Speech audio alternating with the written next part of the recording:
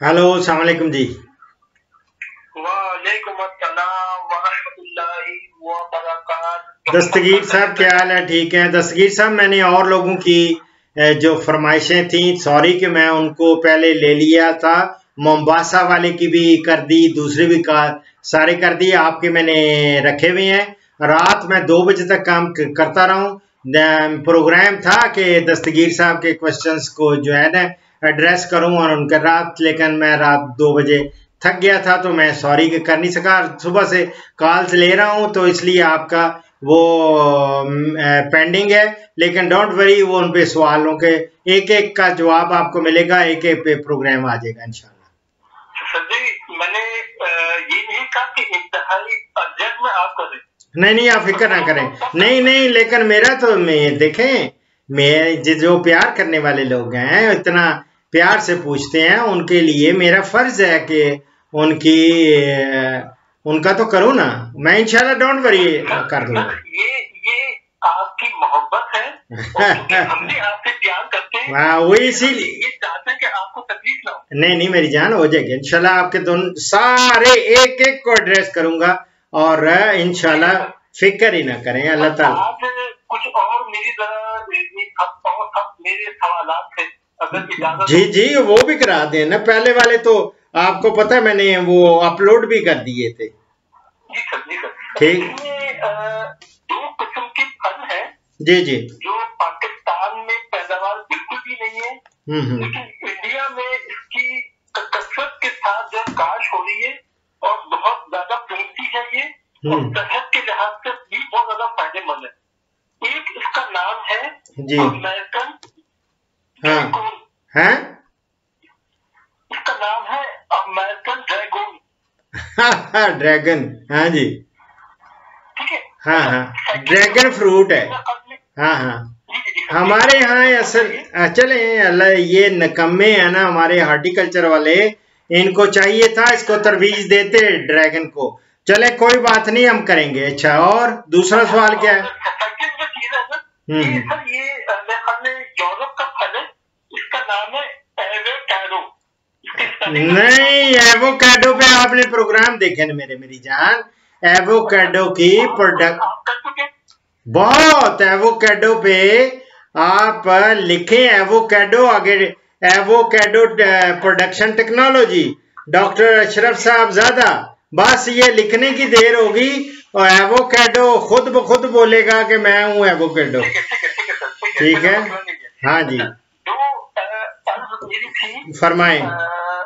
आपको याद होगा मैंने गरम मसाला पे मैंने बात की थी, एक चीज थी पाक, तेज पाक के पत्ते जो होते हैं जी, कौन सी वाली के? कौन सा मसाला? ये इसका नाम है तेज पाक। हाँ, अच्छा। ठीक है। सेकंड चीज है काली मिर्च। काली मिर्च पे भी ठीक है, काली मिर्च पे भी मैंने किया, लेकिन इतना ज्यादा डिटेल में नहीं गया, लेकिन मेरा ख्याल है गया हूँ। आप देखें तो सही, काली मिर्च की प्रोडक्शन टेक्नोलॉजी आप जरा चेक कर लें, अगर ना हुई तो नया मैं कर दूंगा प्रोग्राम। और एवोकाडो को तो मैं एक छोटा सा, मेरी अपनी किताब हल्का फुल्का वो मेरे सामने ही पड़ा, मैं देख लिया, प्रोडक्शन टेक्नोलॉजी ऑफ एवोकाडो। ये काली मिर्च और तेज पात जो है ना, इसका रेट बहुत ज्यादा हाई है और पाकिस्तान में हो नहीं रही है। अगर हो जाए तो पाकिस्तान के काश्तकारों को बहुत ज्यादा फायदा।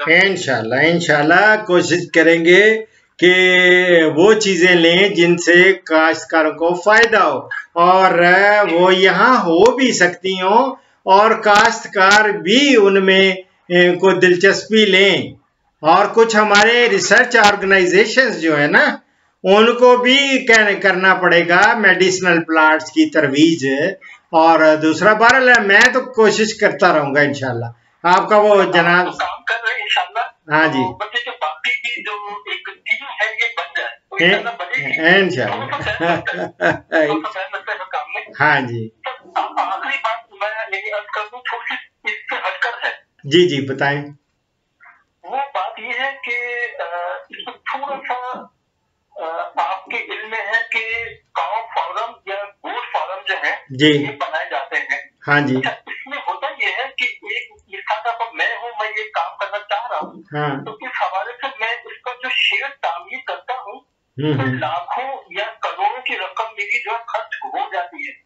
फिर होता ये कि अगर ये नाकाम हो जाए तो ये नुकसान और ज्यादा बढ़ जाता है। सही है। तो इस लिहाज से अगर इंतहाई कम रेट पर फाइबर गिलास के जो शेयर है, हाँ, इस पर अगर कोई काम हो जाए तो नहीं इसमें मेरी जान सुन लेना, ये आप असल में ऐसे एरिया में रह रहे हैं ना जहाँ पे हर इलाके का मौसम डिफरेंट है ना, उस मौसम के लिहाज से ही वो इनके शेड बनाए जाते हैं। और शेड्स पे मैंने बकरियों के शेड्स जो हैं वो उस पे भी प्रोग्राम, आप अगर गोट फार्मिंग वाले मेरे प्रोग्राम्स देखेंगे ना तो उसमें आपको गोट फार्मिंग में मिलेंगे कि शेड की तामीर कैसे करनी है, और इसी तरह जो है ना लाइव स्टॉक खास तौर पे और उनके वो भी मैंने दे रखे हैं। और अभी एक बल्कि फरमाइश थी मुझे कि डॉक्टर साहब आपका जो प्रोग्राम हमने देखा है शेड वाला, वो कंपैरेटिवली बाहर के ममालिक से तो सस्ता है, लेकिन हम चाहते हैं कि मजीद आप कोई ऐसा शेड बताएं जो उससे भी सस्ता हो। तो मैंने वो मुख्तलिफ डिज़ाइन पेश किए थे कि फार्म का शेड, उसमें मशीनरी और दूसरी सहूलियात क्या क्या होनी चाहिए, ये सारी दी हैं। और ये है फीड लॉट फैटनिंग के लिए 8 शेड मैंने कहा था कि 25-25 जानवरों का एक शेड वो बनाएं, और अगर आप 50 रखना चाहते हैं, ऐसा भी है कि एक शेड में आप 50 जानवर भी रख सकते हैं। तो ये मैंने पूरा दे रखा है। हाँ जी, इसमें आपने जितने भी प्रोग्राम किए हैं उसमें क्या कोई ऐसा है कि फाइबर गिलास पर हो? फाइबर सुने ना, फाइबर का ये है मेरी जान, चूंकि फाइबर का मैंने अपने घर में एक छोटा सा एक बनाया हुआ है फाइबर गिलास का, एक छोटा सा वो बैक साइड पे, बैक यार्ड पे एक छोटा सा स्टोर ही समय। इतनी गर्मियों में इतनी गर्मी होती है, इतनी ज्यादा शिद्दत की गर्मी होती है कि आप उसके अंदर आप कदम नहीं रख सकते इस तरह। तो जानवर और वो होता है, लेकिन इतना ज्यादा उसकी बजाय अगर हम अपने लकड़ी के और चीजें जो अपनी मसनूआत हैं उनको इस्तेमाल करें, और अगर पायेदार बनाना चाहते हैं तो फिर तो आपको जाना पड़ेगा वही छतें जो होती हैं सीमेंटेड टाइप वो हों, और इसके साथ साथ साइडों पे दरख्त लगाने होते हैं। इनके जितने भी आपने बकरियों के शेड हैं या एनिमल्स के, लाइव स्टॉक के, डेयरी है या उनको ये कटड़े बछड़ों के फार्म्स हैं, इनके इर्द गिर्द हमेशा याद रखें, एक तो हमें वो दरख्त लगाने होते हैं ताकि उनको साया भी मिले, ठीक है या नहीं। और यहाँ हमारे यहाँ जो ऑलरेडी चीजें हैं उनको अवेलेबल है, स्टील पाइप को हम इस्तेमाल करवा रहे हैं, इसी तरह छत है उन पे टी आयरन लगवाए, इसी तरह ये शीटें होती हैं एस्बेस्टॉस की शीटें, वो आरसीसी टी आयरन शीट्स होती हैं, बांसों और सरकंडे की छत वो अलग वो बनाते हैं ताकि हमें अपने माहौल को देखते हुए और हमारे क्लाइमेट को देखते हुए उनके लिए अजाब ना हो जानवरों के लिए। क्योंकि हमने उनकी कंफर्ट देखनी है, उनके लिए कंफर्टेबल कैसे बनाने हैं वो मैं देता रहता हूँ, और कहेंगे तो और भी उस पर फर्दर भी उसमें इम्प्रूवमेंट की जा सकती है। आप देखें कि किस तरह मैंने ऑलरेडी दे रखे हैं, लेकिन अभी एक बंदे की फरमाइश वो पेंडिंग में है, जिस तरह आपके पेंडिंग में दूसरी चीजें हैं उनकी भी पेंडिंग में है ये कि डॉक्टर साहब सस्ता सा जो फार्म का शेड है वो आप प्लीज हमारे लिए एक नया प्रोग्राम कर दें, तो मैं उसमें करूंगा इंशाल्लाह। ठीक है। मैंने एक बात अर्ज करा कि आपने एक जुमला दिया बांस का और सरकंडों का, सरकंडे छत तो बन जाती है, लेकिन मसला ये होता है कि उसमें हिकत भी नहीं होती वो, हाँ, लेकिन पायदार नहीं होती वो, उसका क्या हल करें? वही ना, वो पायदार नहीं होती, इसीलिए मैं कह रहा हूं कि उस पे हम ये आजकल वो कंक्रीट का ही इस्तेमाल करना पड़ता है। फर्श कंक्रीट का तो करते हैं ना, लेकिन हाँ, उसकी वजह से फिर वो यानी हीट बहुत ज्यादा हो गई, हीट बहुत ज्यादा बढ़ जाती है। हाँ नहीं बिल्कुल सही कहा।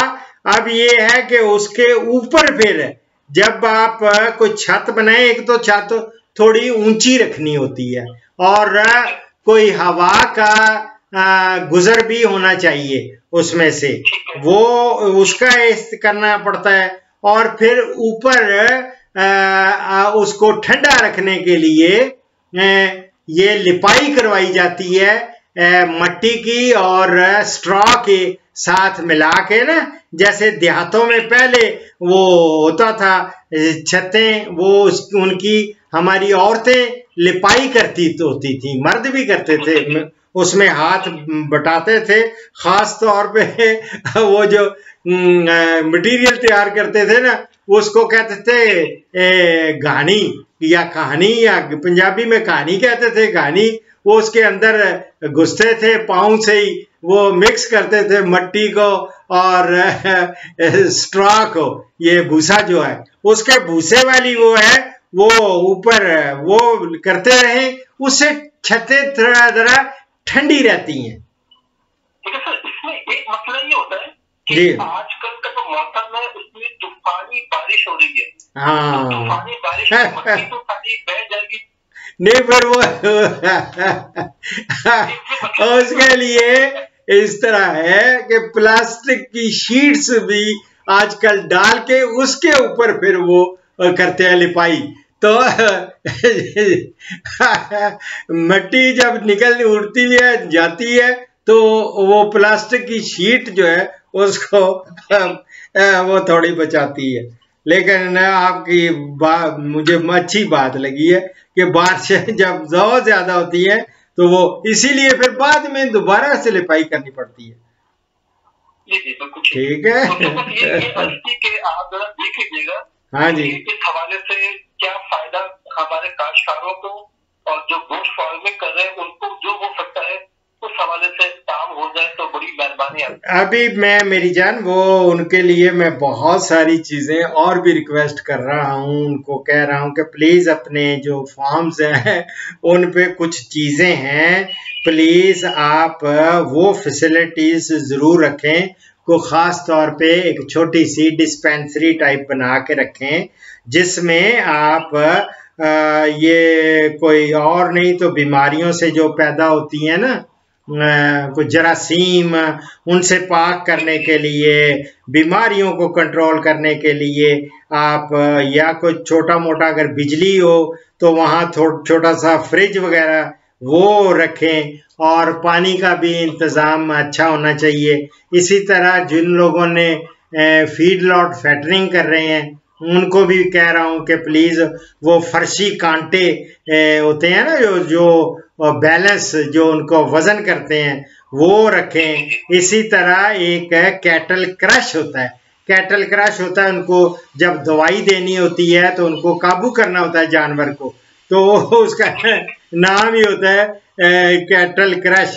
उसके साथ वो बड़ा ज़रूरी है, वो भी होना चाहिए।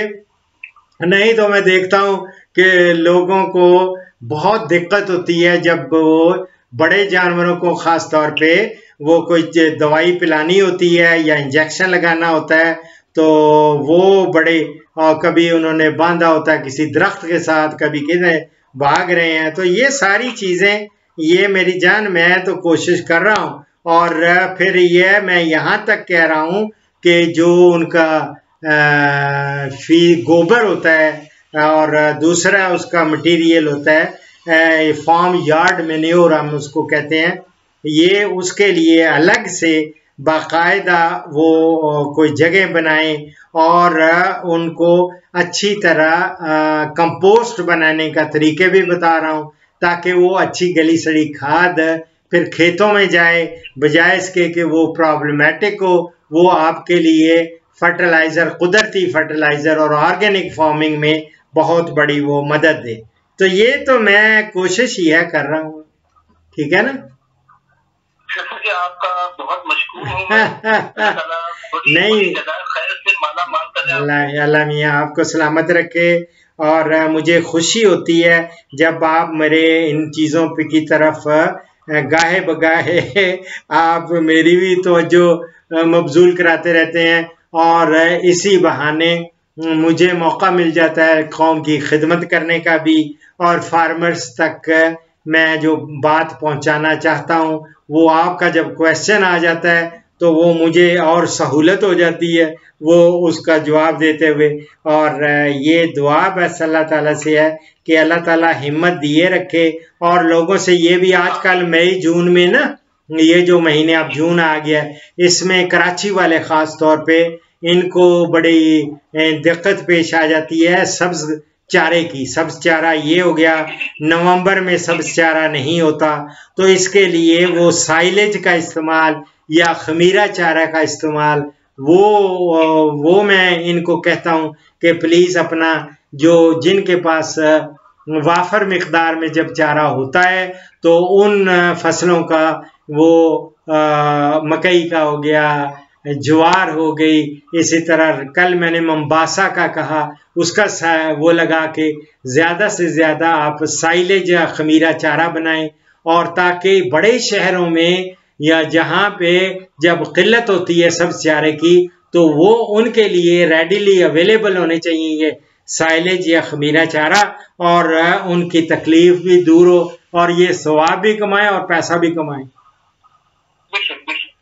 ठीक है, मैं आपका मशकूर हूँ, बहुत बड़ा काम कर रहे हैं। अल्लाह ताला आप दुआओं में याद रखें। कॉल कट गई जनाब, लिखता है इनका बैलेंस भी खत्म हो गया होगा। इस प्रोग्राम का इख्तिताम इस हदीस मुबारक पर कर रहा हूँ। हजरत इब्ने उमर रज़ी अल्लाह ताला अन्हु से रवायत है, रसूलुल्लाह सल्लल्लाहु अलैहि वसल्लम ने फरमाया, मुसलमान मुसलमान का भाई है, ना उस पर ज्यादती करता है, ना उसे बेयारो मददगार छोड़कर दुश्मन के सुपुर्द करता है। जो अपने मुसलमान भाई की हाजत पूरी करने में लगा हो, अल्लाह ताला उसकी हाजत पूरी फरमाता है।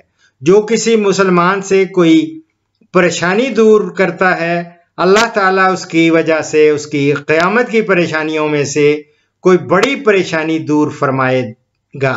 और जिसने किसी मुसलमान की पर्दापोशी की, अल्लाह ताला क़यामत वाले दिन उसकी पर्दापोशी फरमाएगा। ये मैं बुखारी और मुस्लिम से कोट कर रहा हूँ। इसी के साथ डॉक्टर अशरफ साहबजादा को इजाज़त दें, अपनी दुआओं में याद रखें। इंशाअल्लाह अगले प्रोग्राम में मुलाकात होगी, बशर्ते कि ज़िंदगी ने वफा की। फ़ीमाल्लाह।